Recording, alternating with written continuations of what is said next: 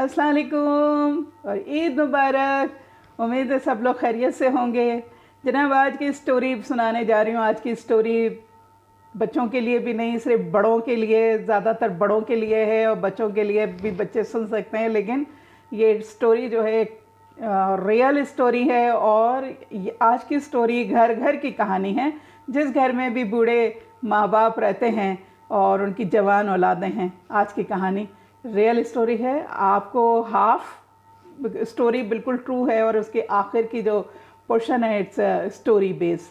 तो शुरू करते हैं। आज की कहानी जो है वो एक साहब जिनका नाम हामिद होता है, उनकी कहानी है। तो हामिद साहब जो हैं अपनी लाइफ में स्ट्रगल करने के लिए वो सऊदी अरब चले जाते हैं और बड़ी वहाँ पे जाके उन्होंने बड़ी मेहनत करते हैं। बहुत जो है वहाँ पे उन्होंने हार्ड लाइफ गुजारी और बड़ा पैसा कमाया और बहुत पैसा जो है वो पाकिस्तान भेजा और यहाँ पे उनकी बड़ी जायदादें बन गई, मोटर गाड़ियाँ, बंगला, सारे कुछ उनका बड़ा अच्छा बन गया।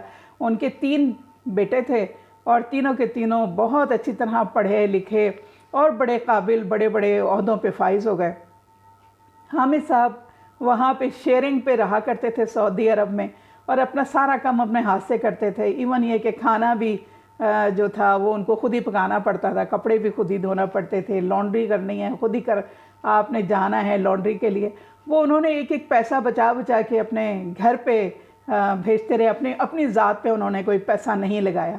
जब वो रिटायर हुए, जब पाकिस्तान आए तो उनको बड़ा अच्छा लगा कि घर में नौकर चाकर चीज़ें, ड्राइवर भी है, गाड़ियाँ भी हैं, बच्चे बड़े पढ़ लिख गए, शादियाँ हो गई हैं, बहुत अच्छा। बड़े खुश वो कि चलो अब मैं अपनी फैमिली के साथ जाके एंजॉय करूँगा, रिटायर्ड लाइफ गुजारूँगा, दोस्तों से मिलूँगा जुलूँगा और जो ज़िंदगी भर चीज़ें मिस की हैं वो जाके मैं अब अपनी बुढ़ापे में जाके ये सारे, अब मेरे पास टाइम मिला है कि मैं एंजॉय करूँ अपनी लाइफ को।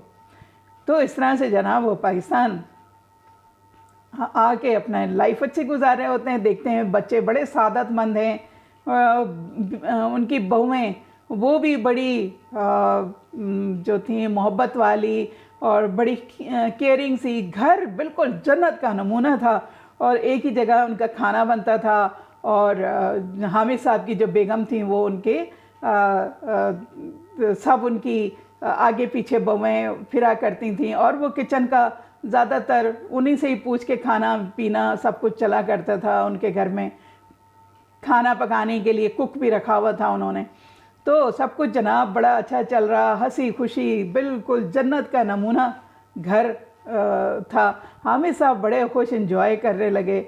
अच्छा, फिर उसके बाद काफ़ी अर्से उनके चलता रहा। उनके एक दोस्त इत्तेफाक से वो कहीं नौकरी किया करते थे और जो उनके बचपन के साथी थे उनका नाम आबिद साहब, जो इंतहाई जो जैसे कहना चाहिए कि उनके बचपन के चूँकि दोस्त थे और पढ़े लिखे होने के साथ साथ बहुत वाइज आदमी थे और बहुत ही यानी कि होशियार, समझदार। और जितने भी उनके हामिद साहब के घर के अंदर जो बहुत सारे ऐसे मसले मसाइल में वो आगे से आगे उनसे मशवरा किया जाता था और वो घर के उसी तरह से इज़्ज़त वाले, बड़े उनको एहतराम किया जाता था, इसलिए कि वो उनके मशवरों के साथ उनके घर का हिस्सा बन गए थे वो।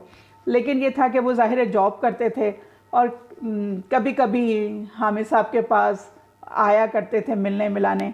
तो एक दिन बातों बातों में उनसे पूछा, बातचीत होने लगी तो हामिद साहब ने उनसे कहा कि यार मैं तो बड़ा खुश हूँ, बड़ा रिलैक्स हूँ और ज़िंदगी बड़ी अच्छी है, बहुएँ बड़ी अच्छी हैं, लड़के बड़े सादतमंद हैं, हम सब और क्या जन्नत और किसको कहते हैं, देखो पैसा जायदाद सब कुछ है और हम सब एक ही जगह पे खाना खा रहे होते हैं और किचन हमारा एक ही है। तो दुनिया में और हमें क्या चाहिए, है ना। मुझे ठीक है, मैंने बड़ी स्ट्रगल की। अब मैं ये सोच रहा हूँ कि चलो भाई, अब जो कुछ भी मेरी जायदाद है, इतनी सब कुछ है, तो मैं तकसीम कर दूँ अपनी ज़िंदगी में ही। बच्चों को जो भी देना दिलाना है अपनी ज़िंदगी में दे दिला दूँ। तो उससे ये कि मैं चलो आराम से रिलैक्स रहूँगा, है ना। कब मर खप गया तो बच्चों को कम से कम ये नहीं होगा कि जी जायदाद का मसला हो। तो आबिद साहब ने कहा कि नहीं यार, ये बिल्कुल ना करना, और देखो मैं तुम्हें सिंसियर मशवरा दे रहा हूँ कि तुमने ये बिल्कुल नहीं करना है। और जब तक तुम ज़िंदा हो तुम ये जायदाद वगैरह अपने पास रखो। और देखो मरने के बाद तो वैसे भी जो है वो बच्चों में तकसीम खुद ही ऑटोमेटिकली हो जाएगी, क्योंकि ये लॉ बना हुआ है ऐसा। लेकिन ये कि तुम अपनी ज़िंदगी में अपने किसी को कुछ मत दो अभी, मतलब जैसा चल रहा है वो चलने दो। अच्छा, हामिद साहब के बस वो कहते हैं ना दिमाग में कीड़ा घुस जाता है, तो बस हामिद साहब को यही लगता रहा कि नहीं नहीं यार बहुत अच्छा है, लड़के मेरे बड़े सादतमंद हैं, बहुएँ भी बड़ी सादतमंद हैं, चलो मैं अपनी ज़िंदगी में ही सबको दे दिला दूँ तो मामला जो है वो काफ़ी बेहतर हो जाएगा। तो एक दिन उन्होंने जो है वकील को बुलवा लेते हैं और अपने बेटों के नाम पे वो सारी जायदाद कर देते हैं। अब जब ये सब जायदाद मिलती है सब बड़े खुश होते हैं, बच्चे भी उनके और बहुएँ भी बहुत ज़्यादा खुश होती हैं कि चलो अच्छा हुआ हमारे पास सब, हमें पता लग गया हमें क्या क्या चीज़ें हमारे पास मिल गई हैं हमें। अच्छा, इस तरह से कुछ अर्सा तक गुज़र गया, कुछ साल गुज़र गए। अचानक जो है वो थोड़े अरसे के मतलब जो रवैया उनका बदलने लग गया। उनके बहुओं के ज़ाहिर है बच्चे भी हो गए थे, पहले भी बच्चे थे फिर और छोटे हो गए। तो उसके बाद आस्ता आस्ता हुआ ये कि जनाब हामिद साहब जो थे उनको एक तरह से बेबी सिटिंग करना पड़ी। वो बहुएँ जब जा रही होती थी तो छोटे बच्चों को जनाब उनके हवाले करके चले जाते थे। कुछ बच्चे स्कूल जाने लगे तो उन्होंने उसके बाद आस्ता आस्ता हामिद साहब को बिल्कुल ऐसा बना दिया कि वो हामिद साहब जो हैं वो बच्चों को स्कूल भी छोड़ने जा रहे हैं, बच्चों को स्कूल लेने जा रहे हैं। तो उस तरह उनको सुबह जल्दी उठना बच्चों के लिए तो सारी, और फिर जब घर आए तो जो बच्चे छोटे हैं उनको लेके बैठना, इतना बेबी सिटिंग, और उनकी ज़िंदगी सिवाय इसके एक मशीन, वो बड़े ही बेचारे तंग पड़ गए कि किसी दोस्त से मिल नहीं सकते, कहीं जा नहीं सकते, क्योंकि सुबह सुबह उठ के उनको जो है बच्चों को स्कूल छोड़ना है, फिर जो है वो बच्चों को लेने भी जाना है। और शाम के टाइम पे वो ये उनका होता था कि जी बच्चों को ले जा के आप पार्क घुमाने लेके जाएं। अब वो जब पार्क लेके जाते थे तो एक आध दफ़ा कभी कोई बच्चा गिर गया या कुछ किसी ने शरारत, आपको पता है बच्चे शरारती होते हैं, और 3 बेटों के बच्चे संभालना। तो इस तरह से क्या हुआ कि उनको कभी कोई बच्चा गिर जाता है, कुछ हो जाता है, तो बहुओं का मूड बड़ा ख़राब और आपस में बहुत गुस्सा करने लगी कि जी ये जो है ये आपको किस लिए भेजा था और क्या था, और आपने देखा तक नहीं, और बच्चों को चोट लग गई है और बच्चे को ये हो गया वो हो गया। इतना मूड ख़राब होना हर वक्त। और उसके बाद जो है वो आस्ता आस्ता करके उन्होंने अपने किचन अलग कर लिए कि नहीं अब हम जो है हमारा मतलब बच्चे हमारे बड़े हो रहे हैं, ये हो रहा है, और हम जो हैं हम यहाँ नहीं इकट्ठा, अब किचन में नहीं गुजारा हो सकता, अब सबको अलग अलग। उसके बाद उन्होंने अपना किचन अलग कर लिया सब बहुओं ने अपने। अब यहाँ ये दोनों मियाँ बीवी अकेले रह गए इस तरह से एक अपने पोर्शन में। और जो उनके घर के जो सारे अखराजात के जो खर्चे होते थे वो जैसे किचन है या उनका कुक था उसके सारा पैसे जो थे वो उन्हीं को देना पड़ते थे हामिद साहब को। और घर के मेन चीज़ें उन्होंने अपने ज़िम्मे रखी हुई थी कि ये मेरे पास है। आस्ता आस्ता करने के बाद जनाब उनके साथ ये हुआ कि उनका जो कुक था वो भी बहुएँ जो थीं वो आए दिन कभी एक बहू बुला के ले जाती, कभी दूसरी बहू बुला के ले जाती है। और इस तरह से ये हुआ कि जी उनको खाने पीने का भी मसला होने लगा कि टाइम पर उनको खाना नहीं मिलता था। अब कुक बेचारा क्या करे, मतलब अब बहुएँ कोई ले गई। अब वो शिकायत अगर जब करते थे तो बहुएँ कहती थी कि भाई हमने आज ले गए तो आपने तो ऐसी बातें शुरू कर दी, ये क्या वो क्या। अब जो बेटे होते थे वो भी कहते थे। तो अब ये कि 3 बहुएँ थी और तीनों को ये होता था कि जी मैं इस्तेमाल कर लूँ तो मैं इस्तेमाल कर लूँ कुक को। तो कुक जो था वो बेचारा एक बहू तो दूसरी बहू तो तीसरी बहू, इसी तरह भाग दौड़ में अक्सर इनका जो है उन लोगों का खाना पीना लेट होने लग गया। और इन लोगों के पर जो है वो ज़िम्मेदारी उन्होंने ज़्यादा डाल दी बच्चों को सबका। जब बेटों से बात उन्होंने करने की कोशिश की तो बेटों ने भी झड़क दिया और बहूएं भी उनसे कहती थी कि भाई अब इस उम्र में आपने और करना क्या है, मतलब वो जो आपने लाइफ गुजारनी थी गुजार ली, अब तो पोता पोती वगैरह नवासा नवासी इन्हीं के साथ खेलें और इनके साथ एंजॉय कीजिए, बस अब यही तो लाइफ है आपकी, और क्या। तो कुछ अरसे जाहिर है कुछ अरसे तक तो आपकी ये चीज़ें रहती हैं। फिर हामिद साहब ने वो सोचना शुरू कर दिया कि मेरी क्या लाइफ है, मैंने ज़िंदगी भर इन लोगों के लिए इतनी स्ट्रगल की, और अब जब मेरा वक्त मैं चाहता था कि मैं इंजॉय करूं तो मैं बेबी सिटर होकर रह गया। अब बेबी सिटर के अलावा बच्चों को स्कूल छोड़ना, बच्चों को स्कूल से लेना, मेरी लाइफ तो बिल्कुल, अब मैं किसी के घर जा नहीं सकता, सुबह सुबह तो मैं नहीं पहुंच सकता, 12 बजे बच्चों की छुट्टी होती है, अगर मैं किसी के घर में गया भी तो मैं कितनी देर बैठूंगा, मुझे तो यही फिक्र होगी। इस तरह से उनकी ज़िंदगी एक बड़ा मुश्किल हो गई। उनके बीमार होते थे तो बच्चे कोई नहीं आता था देखने के लिए पूछने, लड़कों ने भी आना बंद कर दिया। वीकेंड पे कभी उनको बुलाते थे तो वो कहते थे कि भाई बाबा हम लोग बड़े थके हुए आते हैं शाम को, अब ये कि अब ज़ाहिर है हमारे अपने मसले मसाइल हैं, तो हमारे पास तो अब बैठने के लिए तो फुर्सत नहीं है ना, आप कहते हैं हमारे पास आके बैठो। वो दोनों मियाँ बीवी यही रिक्वेस्ट करते थे कि थोड़ी देर के लिए आ जाए करो, और ऊपर जाने जैसे तुम लोग जा रहे हो तो पहले हमारे पास आ जाओ तो उसके बाद चले जाना। तो वो कहते थे कि भाई हम थके हुए आए, हमें तो इस वक्त आराम करना है, और फिर घर में हमारे बच्चे वगैरह हैं, हमें उनको भी देखना है। इस तरह से दोनों मियाँ बीवी बिल्कुल तनहा रह गए, और सिर्फ बेबी सिटर, कहीं उनको पार्टी में जा रहे हैं, शादी में जा रहे हैं, किसी ओकेजन में, बच्चों को सबको जो है वो जो इन दोनों मियाँ बीवी के हवाले करके रात लेट आना, और दोनों मियाँ बीवी सो भी नहीं पाते। बड़ी ज़िंदगी उनकी मुश्किल हो गई कि यार हम ना सुबह भी जल्दी उठो, रात के अंदर भी देर तक ये करते रहो, और सारा दिन बच्चे दौड़ा दौड़ा के रखते हैं, और जाहिर है इनकी उम्रें अब ऐसी हो गई थी कि हम वो चाहते थे रेस्ट करें।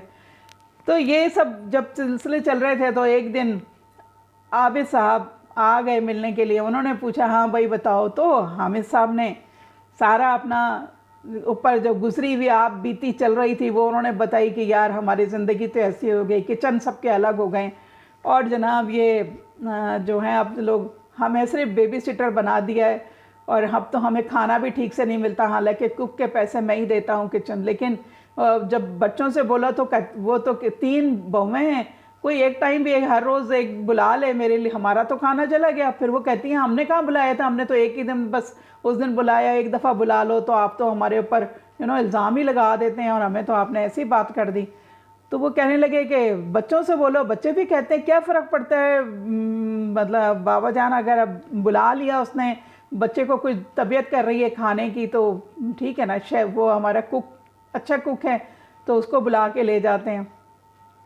आबिद साहब ने कहा कि मैंने तुम्हें क्या मशवरा दिया था, यही दिया था ना कि तुम अभी वक्त से पहले मत करो, मरने के बाद वैसे भी ये सारी जायदाद जो है तुम्हारे बच्चों में तकसीम होनी है, तो तुम्हें जल्दी पड़ी हुई थी। देखो क्या है, मैं तो तुम्हें दुनिया देख के मैं तुम्हें बताया था कि ये सिर्फ ये लोग जो हैं तुम्हारी जैसी जायदाद मिली तो देखो सब के रवैये बदल गए, बस तुम्हारे अपने बच्चों का बेटों का रवैया बदल गया, बहुएँ तो खैर फिर बहुएँ।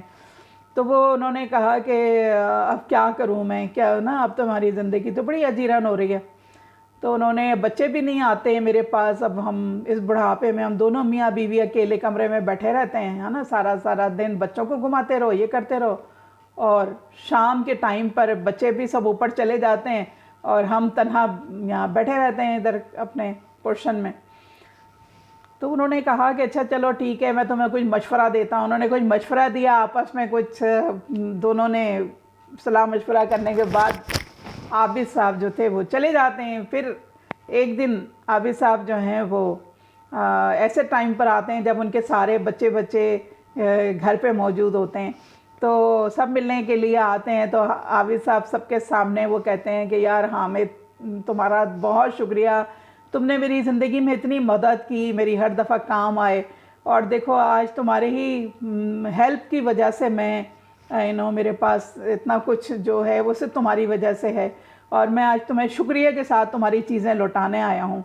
वो देखो जो तुमने एक ज़माने में मुझे कभी अपने ये जेवर दिए थे और मैंने गिरवी रखे थे और उससे मैंने कुछ पैसा लिया था, तो वो देखो आज ये जो सारे जो जेवर मैं सब छुड़ा के ले आया हूँ, अल्लाह ने मुझे इतना कुछ दे दिया है, तो ये सब तुम्हारे, और ये देखो वो तुम्हारी ज़मीनों के पेपर ये भी सब मैं तुम्हें वापस कर रहा हूँ, जो तुम्हारी जायदाद थी वो सब कुछ। तो वो उनके हवाले करते हैं और उनको खोल के जब दिखाते हैं, सब लोग सब वहाँ पे होते हैं, देख रहे होते हैं। वो इतना बड़ा बॉक्स जेवरों से भरा होता है, उसमें सोने की गिन्नी वगैरह भी मौजूद होती हैं और इतना जेवर होता है। और बहुओं की तो आंखें खुल जाती हैं और फिर वो उनको बताते हैं, ये तुम्हारी ज़मीनें इतनी बड़ी बड़ी, जो तुम्हारे कितने कितने केनाल्स की और एकड़ की तुम्हारी जो ज़मीन थी, ये लो उसके कागजात भी वापस। तो यार थैंक यू सो मच। वो उनको जब वापस करते हैं तो बहुएं बेटे उन्होंने कहा अच्छा हमें तो ये पता ही नहीं था, और ये इतनी इतनी बड़ी जायदाद और ये इतना पैसे और ये कैसा मतलब हुआ। तो उन्होंने कहा कि तुम्हारे वालिद ने बड़ी मदद की। उन्होंने कहा देख लो यार, हमें सब चीज़ें तुम्हारी पहचान और कागजात भी देख लो। वो उसने सब देखा, उन्होंने कहा हाँ बिल्कुल ठीक है। तो ये कह के जो है वो आबिद साहब चले जाते हैं। अब बहुओं को बड़ी फिक्र होती है कि यार इतना जायदाद है, ये इनको किसको देंगे, इतने जेवर, ये हमें बांट दे तो अच्छा है। बहुत दिन गुजर जाते हैं, लेकिन जाहिर है उनको जो हामिद साहब किसी को कोई तस्करा ही नहीं करते। अब बेटियों उनकी जो बहुएं होती हैं उनको परेशानी शुरू होती है। वो अपने हस्बैंड से कहती हैं यार तुम बात करो ना इन लोगों से कि भाई वो इतना सारा जेवर है, हर कोई ये चाहती थी कि उसको जेवर मिल जाए। तो वो कहती थी अब बात करो अपने फादर से। अब जाहिर है तुम्हारी अम्मी भी बूढ़ी हैं, तो उन्होंने तो नहीं इस्तेमाल करना, तुम्हारी कोई बहन कोई नहीं है, तो ये जो जेवर है वो बांट दें हम लोगों को आपस में, जो भी इनको देना दिलाना अपनी ज़िंदगी में दे दें, जैसे हमें बाकी जायदाद दे दी है। तो बेटे बोले कि भाई ये बात मैं कैसे कहूँ उनसे ना। अच्छा तीनों बेटे जो है वो यही उसमें रहते हैं कि भाई किस तरह से बात करें, हम इस तरह से तो नहीं कह सकते। तो उन्होंने वो कहेंगे कि देखो लालच। अब क्या होता है कि उनका रवैया बदलने लग जाता है। अब वो हर बहू का अब ये सोचती है कि अब किस तरह से जो है वो इनसे वो जो है वो ऐसा ताल्लुक़ किया जाए कि वो हमें दे दें, है ना, हर किसी। तो इस तरह से वो फिर से जो है वो उनका ख्याल करने लगते हैं। कहीं जाना आना है तो बता के जाना, और उनको फिर एक उन्होंने बेबी सिटर रख लिया। और अब ये होता था कि जी वो बेबी सिटर जो है वो बच्चों को ख्याल करता था, और हामिद साहब और उनकी बेगम फिर से रिलैक्स हो गए। और उसके बाद जो है वो बच्चे भी आने लग गए, और अक्सर खाना पका के जनाब वो वहीं आ जाती थी। एक बहू आई तो दूसरी ने देखा अच्छा ये चली गई नीचे और इनके साथ खाना खा रही है, तो दूसरे दिन वो भी पहुंच गई। फिर तीसरी वाली ने भी कहा अच्छा ये हो रहा है यहाँ पे, ये लोग अपने जो बाबा और उनको दोनों को ये राम करने पे लगे हैं, तो मैं क्यों मतलब रखूँ। तो वो भी जनाब तीसरी बहू, तो उसके बाद जो है वो बहुओं ने अपना फिर से आना जाना सिलसिला शुरू कर दिया, और साथ खाने का सिलसिला फिर शुरू हो गया उनके घर में। और हर रोज़ वो सोचते कि शायद आज नहीं तो कल ये जो है कोई जायदाद तकसीम कर देंगे। इतना कुछ है, इतना जेवर, इतना किलो किलो के हिसाब से इतना जेवर उनके पास रखा हुआ है। तो हर कोई जो है वो लालच में आके, और कि इतनी बड़ी हमें और वो मिलने वाली है ना, तो जो जितनी खिदमत करेगा उतना उसको जो है वो उसके हिस्से में ज़्यादा आएगा। ये सोच के जो है वो सारी बहुओं ने फिर से मिलना, खाना पीना, ये सब जब सिलसिले शुरू हो गए। दिन गुजरते रहे, हामिद साहब की लाइफ जो है वो वापस ठीक से नॉर्मल हो गई। अच्छा जब नॉर्मल हो गए, उनके दोस्त आए, फिर उनसे पूछते थे कि हाँ बताओ हामिद कैसा चल रहा है तुम्हारा। तो हामिद साहब कहें यार तू बड़ा ही जादूगर है, वाकई सब कुछ ठीक हो गया, और ये ना मतलब हर कोई रवैया सबका सही है, और अब तो ये साथ में हर किसी की कोशिश होती है कि साथ में खाना खाएं मिलके। अब तो तीनों ही आके बैठने लग गई हैं बहुएं, बच्चे भी आ जाते हैं और सब है। अब तो बेबी सिटर भी रख लिया उन्होंने, तो हमारी हर वक्त की जो मतलब एक टेंशन थी वो भी ख़त्म हो गई यार, अब तो बिल्कुल नॉर्मल हो गए। तो उन्होंने कहा कि देखो मैं तुम्हें यही बात कर रहा था, अब तुम इस राज को बस राज ही रखना और बस चुपचाप रहो। अच्छा इस तरह बहुत अरसा जना वो गुजर जाता है, और एक दिन जो है वो हामिद साहब अचानक ही उनको हार्ट अटैक होता है और हामिद साहब की डेथ हो जाती है। जिस दिन डेथ होती है तो सोचें कि वो लोग सोच के कि जी अभी रिश्तेदार आएंगे सब कुछ है, तो उन्होंने जल्दी जल्दी वो उनकी बहुएं जो हैं सबसे पहले वो कमरे में चली जाती हैं हामिद साहब के, और सबसे पहले उनका कोशिश होती है कि जितनी जल्दी हो सके ये उस एटलीस्ट जेवर वगैरह सब निकाल लें। चाहे जायदाद के पेपर तो बाद में उनको पता है कि जी वो उसमें तो कानूनी होगा, लेकिन इसके अंदर तो ये जायदाद, ये जो जेवरात वगैरह हैं और पैसे हैं, ये तो कम से कम चोरी कर लें। एक बहू पहुंचती है, दूसरी बहू, तीसरी बहू, एक दूसरे को देख के सब पहुंच जाती हैं वहाँ पे, आपस में चढ़ चक होना शुरू हो जाती है। और फिर वो डिसाइड करती हैं कि नहीं भाई, हम निकाल ही लेते हैं जल्द से जल्द, इससे पहले अभी तो चलो वो रोना पीटना लगा हुआ है और माँ जी जो हैं वो बाहर बैठी हैं, तो जल्दी से हम निकाल के ले जाएं, इससे पहले कि जो कल को ये हमारे लिए मुश्किल हो। तो आपस में ये डिसाइड करके और फटाफट वो जो हैं वो देखती हैं कि किधर है, और आखिर में उनको वो मिल ही जाता है वो बॉक्स, उसमें से वो सारे निकाल के और फिर एक दूसरे के साथ वो सब मिलके आपस में जो है वो तकसीम कर लेती हैं तीनों, और चुपचाप पर अपने अपने कमरों में रख के वापस आके रोना धोना मचाना शुरू कर देती हैं। और लोग आते हैं तो लोगों के साथ सब अब उतना ही अफसोस दिखाना कि जी बहुत अफसोस हुआ उनके और ये हो गया, वो सब रोना पीटना शुरू हो जाती हैं। सब चोरी करने के बाद जो है वो सब उनके घर में इस तरह से शुरू हो जाता है। तो होता ही है कि जब स्वयं गुज़र जाता है तो तीनों को ये फ़िक्र होती है कि जल्द से जल्द जो है उस जेवर को ठिकाने लगाएं, और इससे पहले कि किसी की उनकी यानी कि सास की नज़र पड़े और सास जो है वो ढूंढने में लगे, तो हम जो है वो जल्दी से ये करवा लें। तो तीनों मिलके फिर वो कहती हैं अच्छा फलां ज्वेलर हमारे जानने वाला है, वहाँ चलते हैं, वहाँ चल के इसको जो है वो पिघला के उससे कहेंगे कि नया जेवर बना दे। तो इस तरह से ये होगा कि हम कहेंगे तो वो कोई क्लेम कर भी नहीं कर सकता, क्योंकि ज़ाहिर है वो हमारा जेवर होगा, तो हमारी तो कुछ नहीं हो सकता। तो उन्होंने ये जब तरकीब आती है तो ये लोग क्या करते हैं कि जनाब वहाँ पहुँच जाते हैं ज्वेलर के पास। ज्वेलर जब उसको चेक करता है तो वो कहता है कि भाई ये सारे जेवर तो नकली हैं, इसके ऊपर तो सिर्फ सोने का पानी फिरा हुआ है, ये तो बिल्कुल गलत है।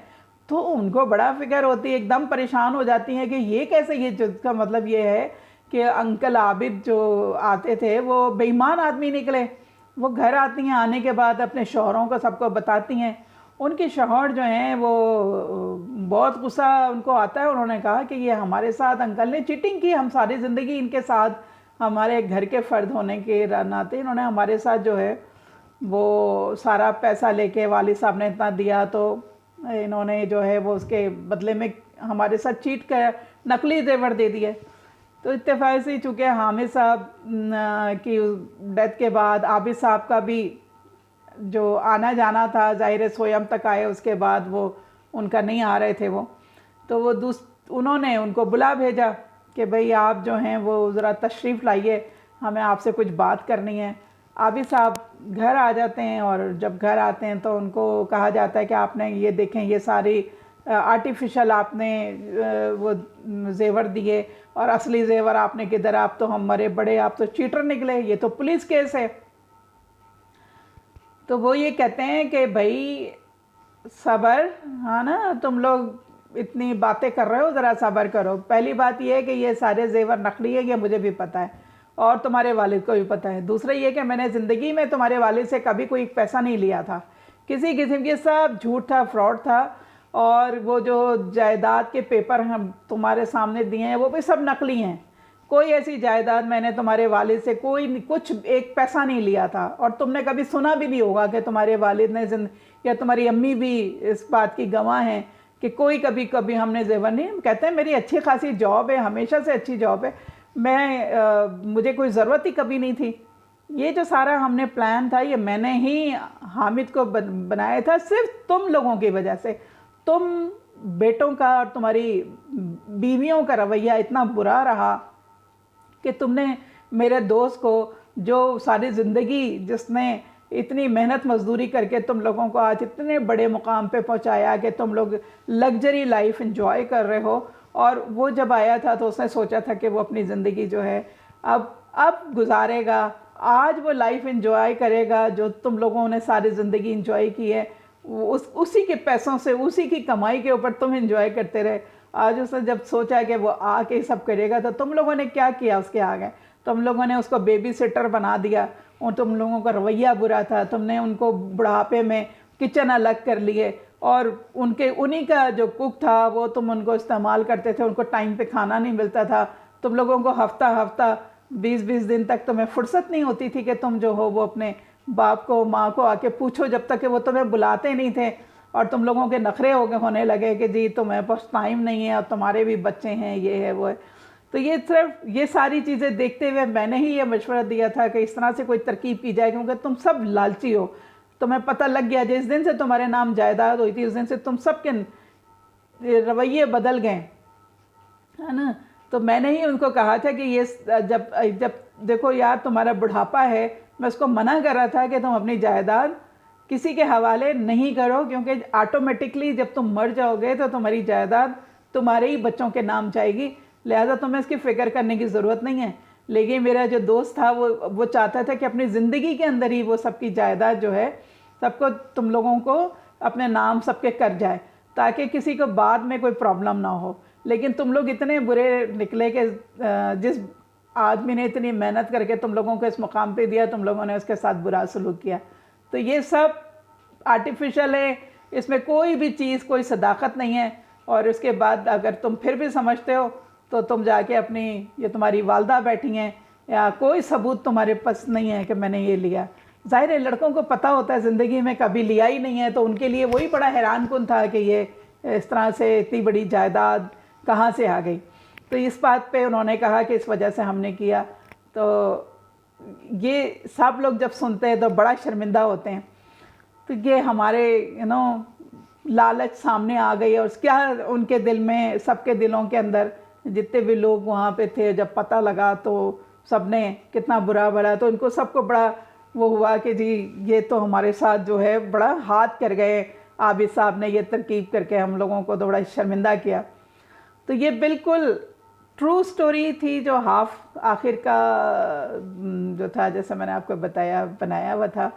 तो ये उम्मीद है कि आज की स्टोरी आपको पसंद आई होगी, और सबके लिए एक लेसन है कि आजकल के हालात इतने ख़राब हैं और आजकल की औलादों में वो बात नहीं है, ना ही फर्मा बरदार है ना कुछ है।